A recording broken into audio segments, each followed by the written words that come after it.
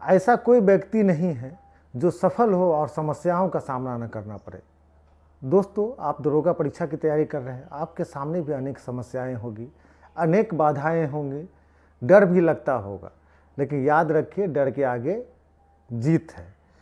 इतिहास लिखने के लिए कलम की नहीं हौसलों की ज़रूरत होती है, हौसला बना के रखें। नमस्कार दोस्तों, मैं हूं अमरनाथ प्रसाद। दोस्तों, बिहार दरोगा परीक्षा की आप सभी तैयारी कर रहे हैं, नोटिफिकेशन नहीं आ रहा है, घबराना नहीं है, आप अपने तैयारी को जारी रखिए। दोस्तों, सबसे बड़ी समस्या जो हम लोगों के सामने आती है वो आपको याद नहीं होने की समस्या। तो आप एक बात समझिए, भगवान मनुष्य को ऐसा बनाया हुआ है कि उसको याद न हो।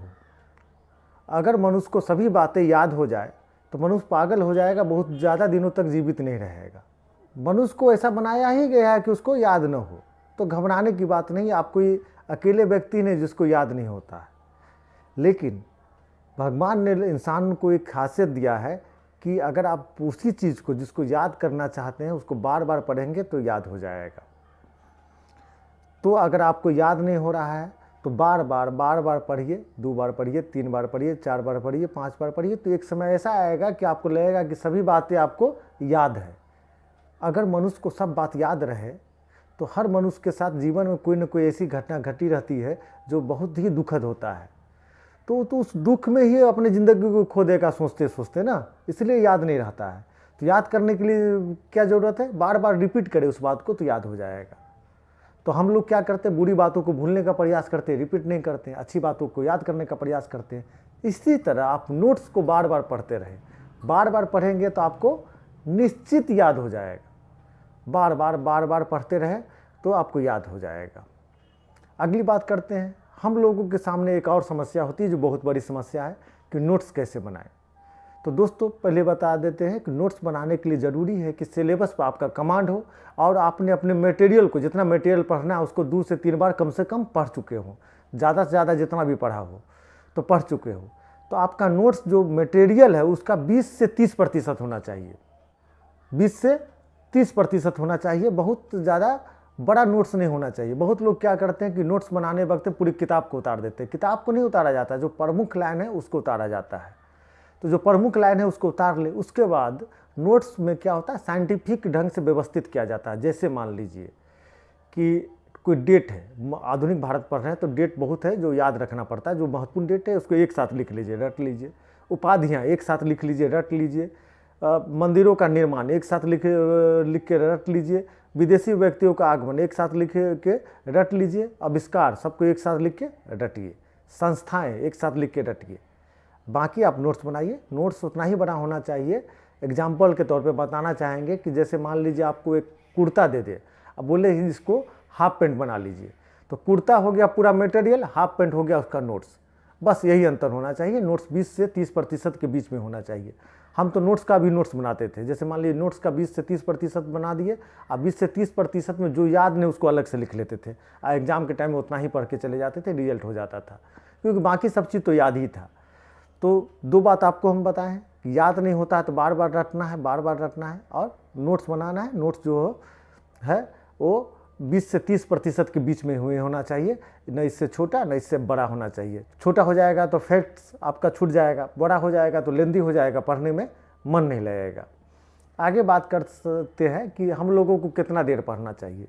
दोस्तों, जैसे मान लीजिए एग्जाम्पल के तौर पे बिहार दरोगा की परीक्षा के लिए कोई समान IQ जो नॉर्मल छात्र है, अगर 8 घंटा प्रतिदिन पढ़ता है तो 4 महीना काफ़ी है। 4 महीना में उसकी तैयारी हो जाएगी।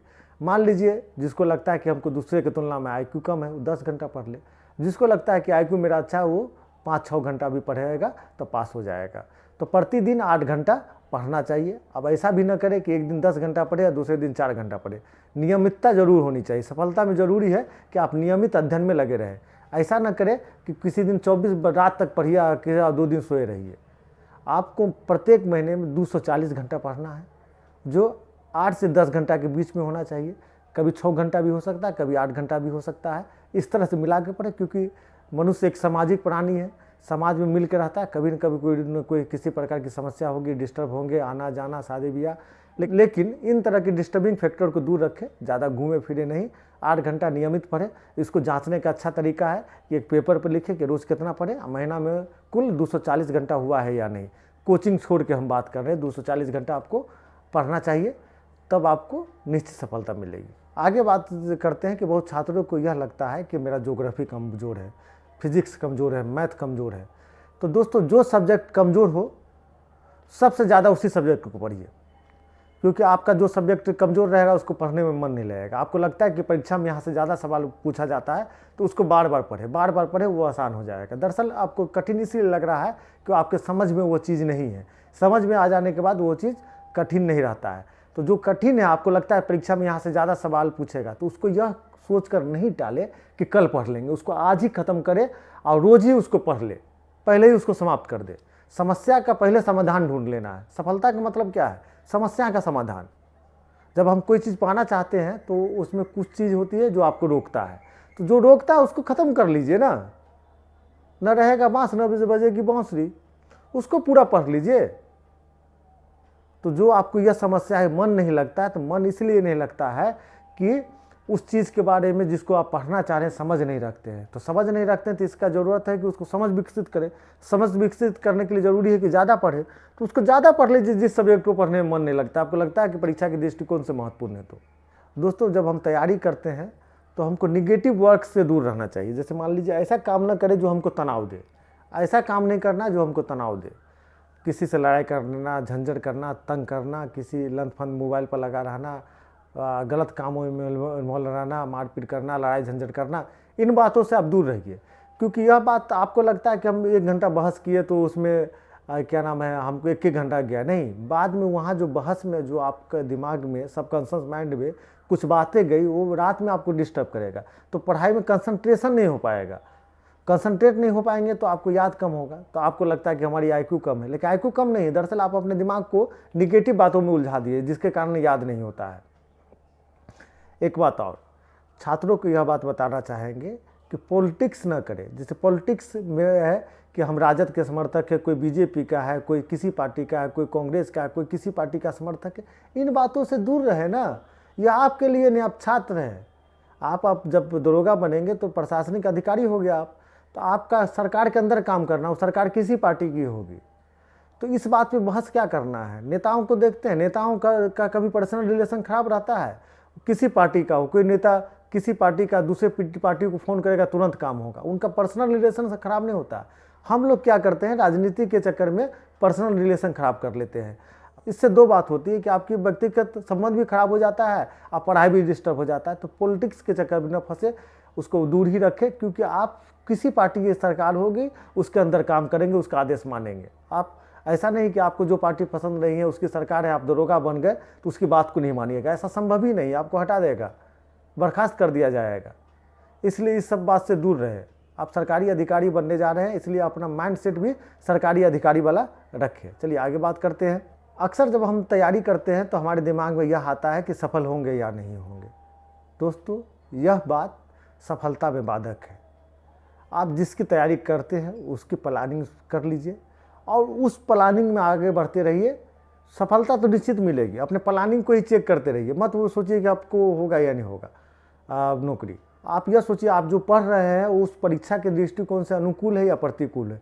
अगर प्रतिकूल है तो उसको ठीक करके अनुकूल बना लीजिए और उसी दिशा में नियमित अध्ययन करते रहें। आपको सफल होने से कोई नहीं रोक सकता है। फालतू के बातों में मन न लगाए कि हम सफल होंगे कि नहीं होंगे। फालतू की बात है, ये आपकी सफलता में बाधक होता है।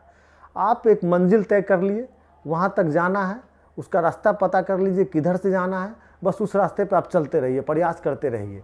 कोई भी आपको सफलता से नहीं रोक सकता है। चलिए, हमारी शुभकामना है आपके साथ। आप तैयारी करते रहें। इसी तरह हम आपके लिए कुछ न कुछ बातें लेकर उपस्थित होते रहेंगे। बहुत बहुत धन्यवाद।